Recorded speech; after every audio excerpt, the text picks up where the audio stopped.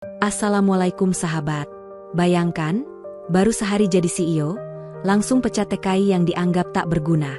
Padahal, dialah ahli terbaik yang menjaga jantung pabrik selama bertahun-tahun. Apa yang terjadi setelahnya? Tonton kisah penuh pelajaran ini sampai akhir. Jangan lupa subscribe, tulis sholawat di komentar, dan sebutkan dari kota mana kamu menonton. Buat yang sudah subscribe, semoga Allah limpahkan rezeki, kesehatan, dan kebahagiaan tak terputus. Amin. Pagi itu, langit kota Kawasaki diselimuti mendung tipis.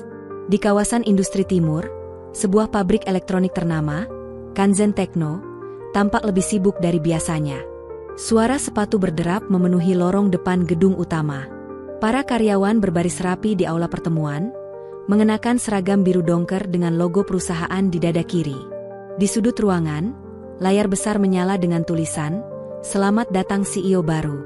Namanya mulai bergaung di kalangan karyawan sejak sebulan lalu. Reina Tachibana. Perempuan muda berusia 29 tahun, lulusan terbaik Universitas Teknik terkemuka di Tokyo. Terkenal cerdas, disiplin, dan dikenal di dunia industri sebagai pemimpin muda yang tak ragu memangkas sistem lama demi efisiensi. Suasana menegang ketika pintu aula terbuka perlahan. Reina masuk dengan langkah mantap. Jas putih dengan aksen biru muda membungkus tubuh rampingnya. Rambutnya disanggul sederhana, dan matanya menatap lurus ke depan. Semua langsung diam. Tidak ada suara selain langkah sepatunya menyentuh lantai. "Selamat pagi," ucap Reina dengan suara tenang namun penuh wibawa. "Saya Reina Tachibana. Mulai hari ini, saya akan memimpin Kanzen Tekno untuk bergerak lebih cepat, lebih efisien, dan lebih modern." Tepuk tangan terdengar, tapi tak semua terlihat antusias. Reina melanjutkan, "Sistem kerja lama tidak lagi relevan. Standar akan diperketat. Mereka yang tidak bisa mengikuti ritme baru, akan dievaluasi. Saya tidak akan kompromi." Beberapa wajah tampak cemas. Desas-desus tentang pemecatan besar-besaran mulai beredar sejak malam sebelumnya. Karyawan saling melirik, bertanya-tanya siapa yang pertama kena imbas. Tak lama setelah pidato itu, Reina langsung turun ke lantai produksi. Ia ditemani oleh seorang manajer senior, pria parubaya bernama Pak Kenji. Mereka menyusuri lorong pabrik yang dipenuhi mesin-mesin besar, sebagian sudah tampak tua namun masih bekerja stabil. "Mesin-mesin ini belum diganti sejak 10 tahun lalu," ujar Reina sambil melirik salah satu jalur produksi. "Benar, Bu Reina. Tapi selama ini masih berfungsi baik, berkat teknisi kami yang luar biasa," jawab Pak Kenji pelan. Reina tidak menjawab. Ia hanya mengangkat alis, lalu melanjutkan langkahnya. Hingga akhirnya mereka tiba di ujung area produksi. Di sana, seorang pria tampak duduk bersila di lantai, membongkar panel belakang salah satu mesin besar. Tangannya cekatan mengatur kabel dan pipa kecil yang terhubung ke sistem pendingin mesin. Seragamnya sudah lusuh, dengan noda oli di bagian bahu. Topi kerjanya pun nyaris pudar warnanya. Namun sorot matanya tajam, penuh konsentrasi. "Siapa itu?" tanya Reina cepat. "Itu Bayu Prasetya, Bu. Teknisi senior kami. Sudah 13 tahun di sini. Asal Indonesia." "TKI," jawab Pak Kenji. Reina menyipitkan mata. Wajahnya berubah datar. Kenapa dia kerja di lantai seperti itu? Tidak ada alat modern? Tidak ada standar keamanan? Pak Kenji mencoba menjelaskan. "Memang gayanya seperti itu, Bu. Tapi dia tahu betul yang dia kerjakan. Mesin itu sering rusak, dan Bayulah yang paling paham karena dia sendiri yang memodifikasi sistemnya agar tetap jalan." Namun Reina hanya mendengus singkat. "Besok, siapkan surat pemberhentiannya. Saya tidak ingin melihat metode kerja asal-asalan di sini." Pak Kenji terdiam. Ia tahu, ketika Reina sudah membuat keputusan, sulit untuk membantah. Sementara itu, Bayu tetap bekerja dengan tenang. Ia tidak tahu bahwa nasibnya sedang ditentukan oleh seseorang yang belum pernah sekalipun berbicara dengannya. Dan dari sinilah, awal dari perubahan besar itu dimulai. Keesokan paginya, langit Kawasaki tampak lebih cerah, tapi suasana di dalam pabrik Kanzen Tekno justru semakin tegang. Para karyawan datang lebih pagi dari biasanya. Ada yang langsung menuju pos masing-masing, Ada pula yang hanya berdiri di dekat mesin sambil berbincang pelan. Semua merasa ada yang tidak biasa hari itu. Di ruang administrasi lantai produksi, seorang staf HRD bernama Yamamoto diam-diam meletakkan sebuah amplop putih di atas meja kecil. Di pojok kanan atas amplop itu tertulis nama yang sangat dikenal banyak orang di pabrik itu, Bayu Prasetya. Tak lama kemudian, Yamamoto melangkah ke lantai produksi dan menghampiri sosok yang sedang berjongkok, memeriksa kabel aliran listrik utama di bawah mesin jalur 3. Bayu. Pak Bayu, ucap Yamamoto dengan suara pelan. Mohon maaf, bisa ikut saya sebentar ke ruang HRD? Bayu menoleh. Wajahnya tenang seperti biasa. Ia mengangguk sambil berdiri dan menyekat tangannya dengan lap kecil di saku belakang. Ada yang perlu saya tanda tangani ya, Mas? Tanyanya santai. Yamamoto tak langsung menjawab. Ia hanya tersenyum kikuk. Sesampainya di ruang HRD, Bayu diminta duduk. Di hadapannya telah duduk 3 orang. 2 staf administrasi dan 1 manajer HR senior, Ibu Matsuda. Suasana sunyi. Hanya suara kipas angin kecil yang terdengar berputar pelan. Pak Bayu, ucap Ibu Matsuda sambil mendorong amplop putih itu ke hadapannya. Ini keputusan dari manajemen pusat. Bayu membuka surat itu dengan perlahan. Ia membacanya dalam diam. Beberapa detik kemudian, ia mengangguk kecil. Jadi saya resmi diberhentikan hari ini, tanyanya tanpa emosi. Benar, Pak? Ini keputusan langsung dari Ibu Reina, jawab salah satu staf dengan hati-hati. Kami pribadi sangat menghargai kerja keras Bapak selama ini, sambung Yamamoto dengan suara hampir berbisik. Semua tahu Bapak adalah orang penting di bagian teknis. Bayu hanya tersenyum kecil. Saya minta satu hal saja, ujarnya. Jangan ada yang utak-atik sistem pendingin mesin di jalur 3. Itu sudah saya ubah sendiri. Kalau salah pasang, bisa meledak. Semua yang ada di ruangan itu langsung saling pandang. Ibu Matsuda terlihat sedikit kaget. Sistem yang mana, Pak? Tanya dia pelan. Itu bukan sistem asli pabrik. Saya ubah sejak 5 tahun lalu. Bypass dari modul cadangan. Hanya saya yang tahu cara kerjanya. Yamamoto menelan ludah. Apa? Bapak bisa buatkan manualnya? Bayu mengangguk pelan. Kalau dibutuhkan, saya akan tulis. Namun tak ada yang benar-benar memintanya hari itu. Masing-masing sibuk dengan tugas dan prosedur administratif. Bayu lalu berdiri, mengambil tas kecilnya yang selalu ia bawa kemana-mana. Sebelum keluar ruangan, ia sempat menoleh dan berkata pelan, "Saya tidak sakit hati. Tapi keputusan cepat bisa merugikan banyak pihak. Mudah-mudahan bukan itu yang terjadi." Sementara itu, di lantai atas, Reina sedang menyeruput kopi panas di ruang kerjanya. Ia membuka berkas evaluasi teknisi satu persatu. Sudah 1 diberhentikan, gumamnya. Hari ini saya akan evaluasi 2 lagi. Efisiensi tidak bisa ditunda. Ia tidak pernah bertemu Bayu secara langsung. Ia bahkan belum tahu siapa sebenarnya pria yang baru saja ia coret dari daftar karyawan. Dan di saat yang sama, di lantai bawah, sebuah jalur produksi mulai mengeluarkan bunyi bergetar yang tidak biasa. Tak ada yang menyadari bahwa peringatan pertama baru saja dimulai. Sore harinya, suasana pabrik terasa berbeda. Para teknisi mulai melirik ke arah mesin jalur 3, tempat Bayu biasa bekerja. Salah satu teknisi muda bernama Riku, memperhatikan suara mesin yang terdengar lebih kasar dari biasanya. Denger gak? Mesin jalur 3 getarnya beda ya? Bisik Riku kepada temannya, Shun. Shun mengangguk pelan. Iya, tadi aku lihat indikator suhu, warnanya kuning. Biasanya selalu hijau. Mereka mencoba membuka panel belakang mesin itu, tapi begitu panel dibuka, keduanya langsung kebingungan. Komponen di dalamnya tampak asing. Modul yang terpasang tidak sesuai dengan buku panduan teknis pabrik. Waduh, ini sistem bukan bawaan pabrik, ujar Riku pelan. Shun menatap kabel dan rangkaian logam itu dengan kening berkerut. Ini pasti yang dimaksud Pak Bayu dulu. Tapi kita gak pernah dikasih tahu cara bacanya. Salah satu supervisor yang lewat sempat memperhatikan mereka. Kalian bisa perbaiki? Riku hanya menjawab dengan gelengan pelan. Kami belum pernah diajari soal sistem ini, Pak. Sementara itu, Bayu duduk di bangku taman kecil dekat stasiun. Di tangannya ada bekal nasi bungkus sederhana. Ia membuka perlahan dan mulai makan. Sesekali matanya menatap langit Kawasaki yang mulai keemasan, tanda matahari akan segera tenggelam. Meski terlihat tenang, pikirannya melayang ke pabrik. Tempat ia tumbuh, bekerja, belajar dari nol, dan menyisihkan sedikit demi sedikit penghasilannya untuk keluarganya di kampung halaman. Ia tahu, pabrik itu bukan sekadar tempat kerja. Disitulah ia mengajari banyak TKI muda membaca diagram mesin, menyambung kabel, dan menghadapi kegagalan. Tapi semua itu berubah hanya karena satu keputusan yang diambil kurang dari 5 menit.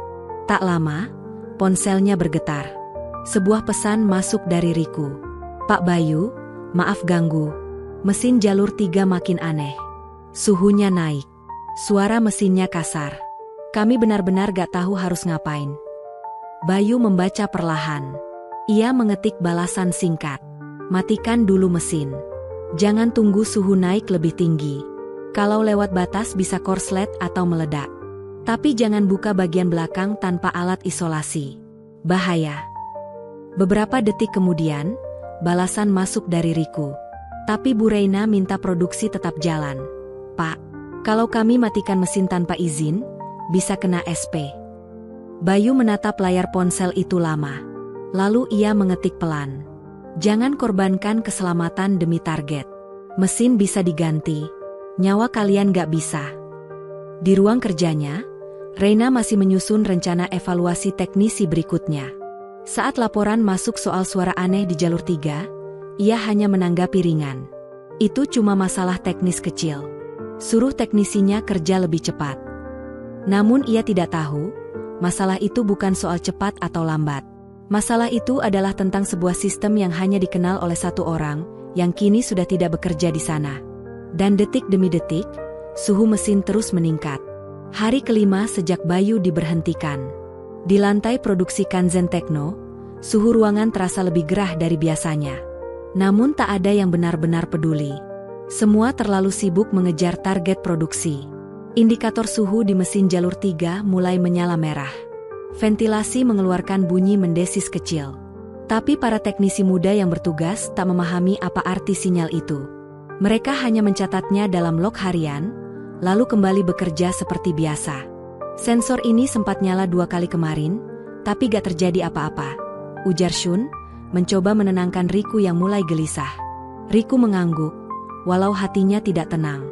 Ia teringat ucapan Bayu saat masih bekerja, tentang sistem bypass yang ia pasang sendiri. Kalau ada yang salah pasang, bisa meledak.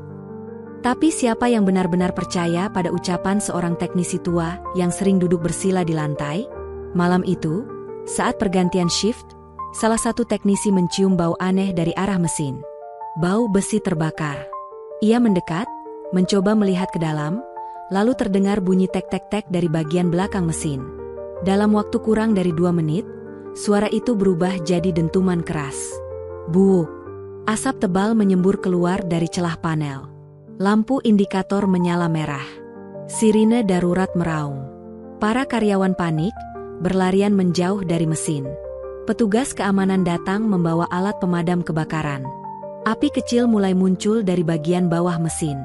Seluruh lantai produksi dievakuasi. Produksi dihentikan total. Pagi harinya, ruang rapat besar diisi suasana sunyi yang mengerikan. Semua kepala divisi hadir. Reina duduk paling depan, wajahnya kaku dan dingin. "Siapa yang bertanggung jawab atas kerusakan ini?" tanyanya tajam. Tak ada yang menjawab. Beberapa kepala teknisi hanya saling pandang. Akhirnya Pak Kenji angkat bicara pelan. "Bu Reina, kami sudah peringatkan soal mesin jalur 3 sejak awal. Sistemnya sudah dimodifikasi oleh teknisi lama kami, Pak Bayu." Alis Reina terangkat. "Kenapa saya tidak diberitahu sejak awal?" Pak Kenji tetap tenang. "Kami sudah sampaikan, Bu. Tapi Ibu langsung memutuskan pemecatan tanpa sempat bicara langsung." Reina menoleh ke staf lainnya. Tak satu pun membantah. Ia mencoba membela diri. "Jadi kalian membiarkan satu sistem penting dipegang oleh satu orang tanpa dokumentasi?" Pak Kenji menjawab singkat, "Kami percaya Bayu, Bu. Karena selama 13 tahun, dia menjaga sistem itu lebih baik dari siapapun." Untuk pertama kalinya sejak menjabat, Reina tidak bisa berkata apa-apa. Ia hanya menunduk. Dalam pikirannya bergema satu kenyataan, ia telah memutus urat nadi teknis pabrik dengan tangan sendiri. Sore itu, Reina duduk sendirian di ruangannya.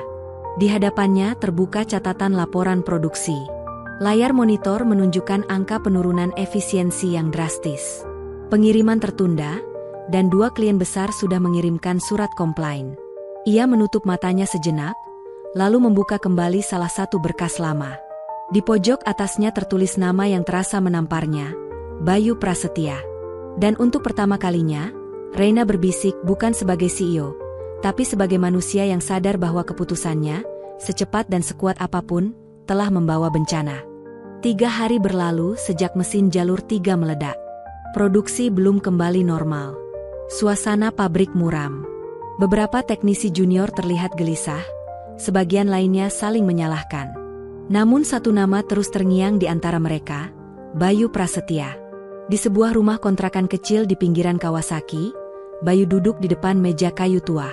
Di hadapannya, laptop usang dengan layar yang sering berkedip. Ia tengah mengetik pelan, membuat catatan teknis tentang sistem pendingin yang dulu ia rancang sendiri untuk mesin jalur 3. Bukan karena ingin kembali, tapi karena hatinya tidak tenang. Ia tahu, jika dibiarkan, mesin itu bisa membahayakan siapa saja. Tapi belum sempat catatan itu ia simpan, terdengar ketukan pelan di pintu kayunya. Tok tok tok. Bayu bangkit, membuka pintu perlahan. Di luar berdiri 2 orang. Yang satu, wajahnya sudah sangat ia kenal. Riku, teknisi muda yang dulu sering datang malam-malam untuk belajar. Di sebelahnya berdiri seorang wanita berpakaian sederhana. Tanpa jas putih, tanpa asisten, tanpa mobil mewah. Reina Tachibana. Bayu terdiam. Ia tidak menyangka. "Maaf, Pak Bayu," ucap Reina pelan, suaranya terdengar gugup. "Boleh kami bicara sebentar?" Beberapa menit kemudian, mereka duduk bertiga di ruang tamu kecil itu. Bayu menyuguhkan air putih dalam gelas plastik. Hening menyelimuti ruangan sampai akhirnya Reina bicara. "Saya minta maaf. Keputusan saya waktu itu terlalu cepat. Saya tidak tahu seberapa penting peran Bapak di pabrik." Bayu menatapnya dalam diam, lalu bertanya tenang, "Apa yang Ibu harapkan dari saya sekarang?" Reina menarik napas. "Kami butuh bantuan Bapak. Sistem jalur 3 rusak. Tim kami tidak tahu cara memperbaikinya. Bahkan saya tidak tahu bahwa sistem itu sepenuhnya hasil modifikasi Bapak." Riku menunduk. Wajahnya penuh rasa bersalah. Bayu masih diam. Di dalam hatinya ada luka yang belum kering, tapi juga tak ada dendam. Ia tahu, ini bukan hanya tentang dirinya, tapi tentang keselamatan semua orang di pabrik itu. "Apa saya boleh ajukan satu syarat?" tanyanya pelan. Reina langsung mengangguk. "Tentu, silakan. Saya gak minta jabatan tinggi, gak perlu gaji besar atau penghargaan," ucap Bayu mantap. "Tapi saya ingin semua TKI di pabrik diberi pelatihan resmi. Diakui sebagai tenaga kerja ahli. Banyak dari mereka punya kemampuan, tapi gak pernah dikasih kesempatan berkembang." Reina menatapnya lama. Matanya berkaca-kaca. "Saya juga ingin setiap teknisi muda diajari pentingnya saling menghargai dan mendengar sebelum menilai. Supaya ke depan, gak ada lagi yang dibuang cuma karena tampilan luarnya gak meyakinkan." Hening. Lalu Reina mengangguk perlahan. "Saya janji, Pak, semua akan kami ubah." Dan disitulah, sebuah keputusan baru lahir. Bukan dari ruang rapat besar, tapi dari meja kayu kecil di rumah kontrakan sederhana. Sebuah keputusan yang akan mengubah arah pabrik, dan banyak hidup di dalamnya.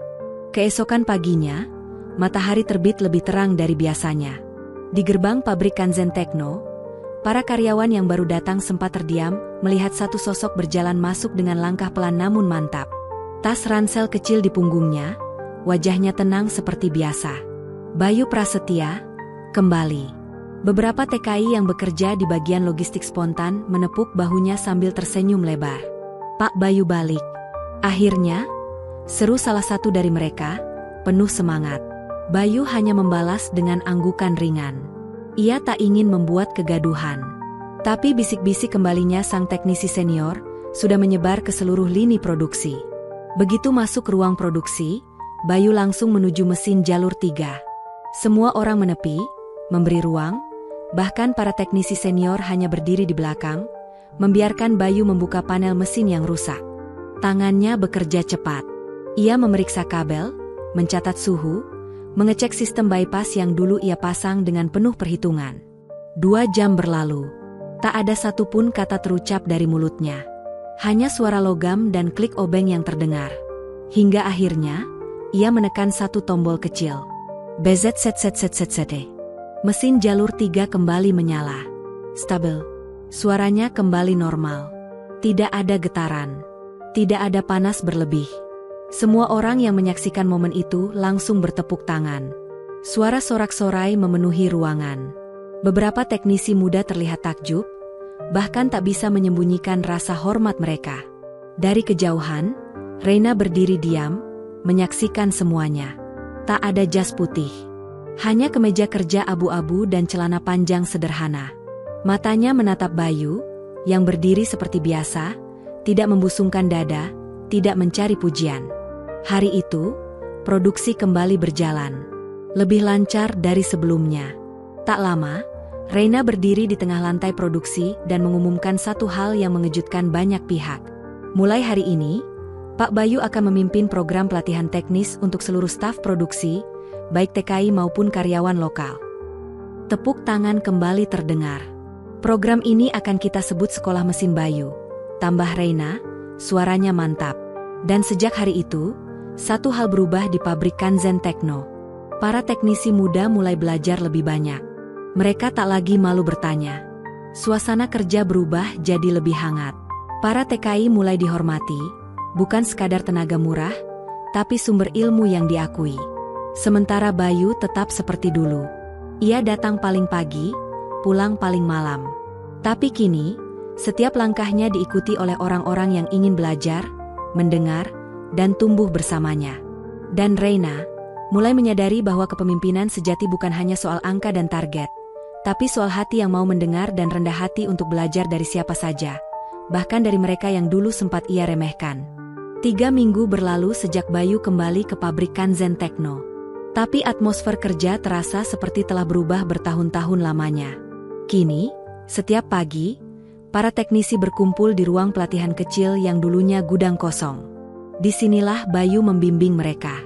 Dengan papan tulis sederhana dan diagram manual yang ia gambar sendiri, Bayu menjelaskan sistem pendingin darurat, alur aliran listrik tersembunyi, dan logika kontrol otomatis yang sering tidak diajarkan dalam buku panduan resmi.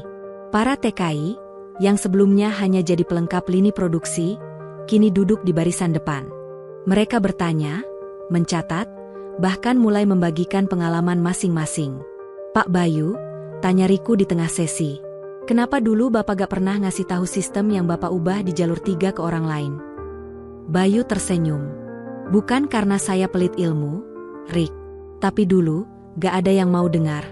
Dan saya pikir, selama mesin masih jalan, gak ada yang perlu tahu. Semua terdiam. Lalu Bayu melanjutkan. Tapi sekarang saya sadar. Ilmu bukan untuk disimpan. Ilmu harus dibagi. Supaya kalau saya gak ada, mesin ini tetap hidup. Dan kalian semua bisa lebih dari saya. Kata-kata itu seperti menancap dalam. Bahkan Reina, yang duduk diam di belakang ruangan, tak bisa menyembunyikan rasa harunya. Hari-hari berikutnya, Bayu tidak hanya mengajarkan teknis. Ia juga mengajarkan sikap. Tentang kerja keras. Tentang kesabaran. Tentang pentingnya saling menghargai, bahkan ketika seragam kita tidak sama. Reina pun berubah. Ia tidak lagi hanya duduk di ruang kerjanya menatap laporan. Setiap pagi, ia menyapa para teknisi sambil membawa kopi kaleng. Ia berdiri di sebelah mereka saat mesin mulai menyala, bertanya tentang hal-hal kecil yang dulu ia anggap remeh. Pak Bayu, kalau suara kompresor kayak gini normal gak? Tanyanya suatu pagi. Bayu menoleh. Itu tanda filter udaranya mulai kotor. Bu. Tapi belum bahaya. Nanti saya ajari cara dengarnya. Mereka berdua tertawa kecil. Tak ada lagi jarak antara CEO dan teknisi. Hanya dua manusia yang sama-sama belajar dan tumbuh dari satu kesalahan yang pernah terjadi. Kini, Program pelatihan resmi yang dipimpin Bayu tidak hanya diikuti staf produksi. Bahkan beberapa manajer teknis senior ikut hadir di barisan belakang. Mereka mulai menyadari bahwa belajar dari orang lapangan adalah langkah pertama menjadi pemimpin yang utuh. Pabrik Kanzen Tekno tak lagi sekadar tempat produksi. Ia berubah menjadi tempat bertumbuh. Tempat setiap suara, setiap ide, setiap kerja keras dihargai. Dan di balik semua itu, berdiri satu orang yang dulunya dianggap biasa, duduk di lantai, berseragam lusuh, tapi ternyata adalah guru paling penting yang pernah mereka miliki. Hari itu, pabrik Kanzen Tekno kembali menggelar rapat besar bulanan. Ruang aula produksi penuh sesak. Tak seperti biasanya, Reina datang tanpa jas formal. Ia mengenakan seragam kerja biasa, seperti para teknisi lainnya. Di tangannya, map coklat berisi laporan kemajuan 3 bulan terakhir. Ia berdiri di depan seluruh staf, lalu membuka rapat dengan senyum tulus. Terima kasih atas kerja keras semua. 3 bulan lalu, kita hampir lumpuh. Tapi hari ini, kita buktikan bahwa rasa percaya, keterbukaan, dan semangat belajar bisa membawa kita bangkit. Suasana ruang rapat hening sejenak, lalu disambut tepuk tangan meriah. Reina lalu menoleh ke arah bangku barisan depan. Di sana, Bayu duduk tenang dengan kepala sedikit menunduk, tampak enggan menjadi pusat perhatian. Namun, semua mata tertuju padanya. Dan secara pribadi, lanjut Reina, saya ingin mengucapkan terima kasih kepada Pak Bayu. Karena dari beliau, saya belajar menjadi pemimpin yang lebih baik. Tepuk tangan makin ramai. Bayu hanya tersenyum tipis, tak terbiasa dengan pujian. Usai rapat, Reina menghampirinya dan menyerahkan map coklat yang tadi ia pegang. Pak Bayu, katanya pelan, ini tawaran resmi dari manajemen. Kami ingin Bapak tetap di sini, jangka panjang. Bukan cuma sebagai teknisi atau pelatih, tapi sebagai mitra pengembangan perusahaan. Bayu membaca map itu perlahan. Lalu ia menatap Reina. Boleh saya kasih syarat lagi, Bu? Reina tersenyum. Tentu, Bapak selalu boleh. Bayu menghela napas. Saya ingin program pelatihan ini jadi bagian tetap dari sistem kerja. Semua teknisi, TKI, dan staf baru wajib ikut. Bukan cuma untuk belajar mesin, tapi juga untuk belajar menghargai satu sama lain. Reina mengangguk mantap. Itu jadi prioritas saya. Hari-hari selanjutnya, nama Kanzen Tekno mulai dikenal sebagai pabrik yang tidak hanya menghasilkan produk elektronik berkualitas, tapi juga sebagai tempat kerja yang adil, ramah, dan manusiawi. Beberapa pabrik lain mulai meniru sistem pelatihan mereka. Bayu pun mendapat banyak undangan memberikan pelatihan ke berbagai kota. Namun ia menolak sebagian besar tawaran itu. Ia tidak ingin meninggalkan tempat yang kini sudah ia anggap rumah. Tempat ia dulu dianggap tak berarti, tapi sekarang menjadi pusat perubahan. Di balik semua perubahan itu, hubungan antara Reina dan Bayu berkembang menjadi lebih dalam. Bukan sekadar atasan dan bawahan, tapi dua orang yang saling menghormati dan belajar satu sama lain. Suatu sore, di belakang pabrik, Bayu duduk di bangku panjang sambil menyeruput kopi hangat. Reina datang membawa 2 kotak makan kecil. Saya bawa onigiri isi sambal teri, Pak, ucapnya sambil tersenyum dan duduk di samping Bayu. Bayu tertawa ringan. Wah, makin lama makin tahu selera saya, Bu. Reina membalas cepat, saya murid Bapak sekarang, kan harus tahu dong. Bayu menatap langit yang mulai jingga. Lalu berkata pelan, hidup ini lucu ya, Bu. Saya dulu cuma tukang benerin mesin. Sekarang makan siang bareng CEO. Reina mengangguk, matanya menghangat. Dan saya dulu sombongnya bukan main. Sekarang malah suka nanya kabel mana yang nyambung kemana. Mereka berdua tertawa kecil. Dan tanpa mereka sadari, dari satu keputusan yang dulu keliru, lahirlah perubahan yang paling berarti. Perubahan yang bukan hanya menghidupkan kembali mesin pabrik, tapi juga menyentuh hati dan cara pandang banyak orang. Ruang pelatihan yang dulunya sempit dan nyaris tak terpakai, kini berubah menjadi pusat pembelajaran paling sibuk di pabrik Kanzen Tekno. Di dindingnya, terpasang spanduk sederhana bertuliskan, Sekolah Mesin Bayu Belajar, Bertumbuh, Menghargai. Bayu tak pernah meminta ruangan besar atau fasilitas mewah. Ia hanya meminta satu hal, waktu. Waktu untuk melatih para teknisi, baik yang sudah lama maupun yang baru masuk. Termasuk para TKI yang dulunya hanya diberi pekerjaan kasar tanpa pelatihan. Setiap hari, sesi pelatihan dimulai pukul 7 pagi. Bayu membuka kelas dengan suara tenang, tanpa mikrofon. Ia menggambar diagram di papan tulis, memperagakan kabel, dan menjelaskan logika sistem kelistrikan pabrik. Tapi yang paling membekas bukan ilmunya, melainkan cara ia mengajarkan. Ia tidak pernah menggurui. Ia tidak pernah merendahkan. Ia tidak pernah menyebut bahwa dirinya paling tahu. Bayu membimbing, seperti seorang kakak bagi adik-adiknya. Ia sabar, bahkan pada teknisi yang baru pertama kali memegang tang. Kalau salah, gak apa-apa, ucapnya suatu pagi. Tapi pastikan kamu ngerti kenapa bisa salah. Semua yang hadir selalu mencatat. Tidak hanya tulisan, tapi juga sikap. Dari sinilah, pelajaran tentang tanggung jawab dan keberanian berpikir mandiri mulai tumbuh. Reina pun sering datang diam-diam ke kelas itu. Ia duduk di sudut ruangan, mendengarkan Bayu menjelaskan. Kadang tersenyum, kadang mencatat hal-hal kecil. Ia tidak datang sebagai CEO, tapi sebagai murid kehidupan. 3 bulan setelah sekolah mesin Bayu dimulai, performa pabrik Kanzen Tekno meningkat drastis. Tingkat efisiensi naik lebih dari 30%. Jumlah kesalahan teknis turun hampir 60%. Dan yang paling terasa, hubungan antar karyawan jauh lebih harmonis. Para TKI tidak lagi canggung berpendapat. Mereka ikut memberi masukan saat proses produksi ditinjau ulang. Beberapa bahkan mulai merancang alat bantu kerja sederhana untuk mempercepat alur kerja. Bahkan klien-klien lama yang sempat ragu, kini memperpanjang kontrak mereka. Mereka menyebut, pelayanan teknis dan sistem internal Kanzen Tekno kini lebih stabil dan profesional. Pada sebuah rapat besar akhir bulan, Reina kembali berdiri di hadapan semua staf. Kali ini, ia tidak membawa map. Ia hanya membawa 1 lembar kertas kecil. Terima kasih, semua. Hari ini saya tidak akan banyak bicara. Saya hanya ingin menyampaikan satu hal. Ia menoleh ke arah Bayu, yang seperti biasa duduk tenang di barisan depan. Pak Bayu, kami ingin Bapak tetap di sini.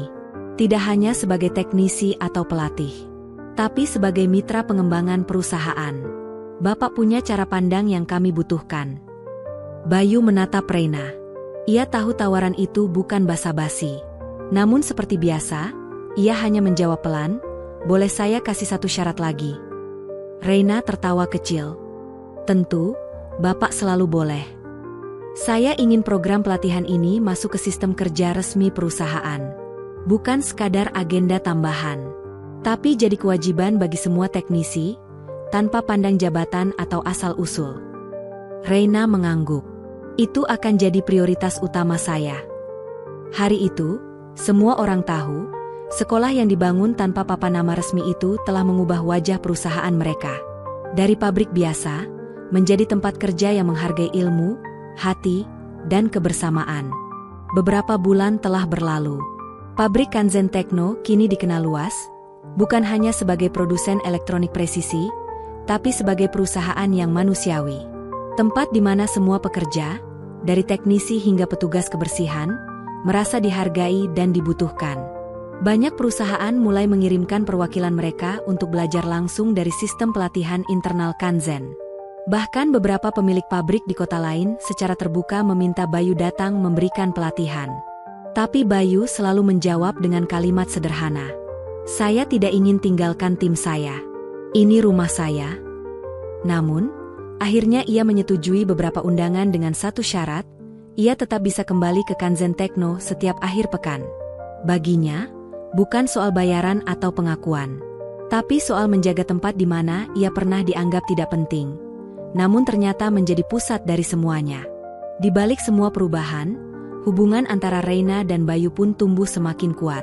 Bukan sebagai CEO dan teknisi, tapi sebagai 2 orang yang saling belajar dari satu sama lain.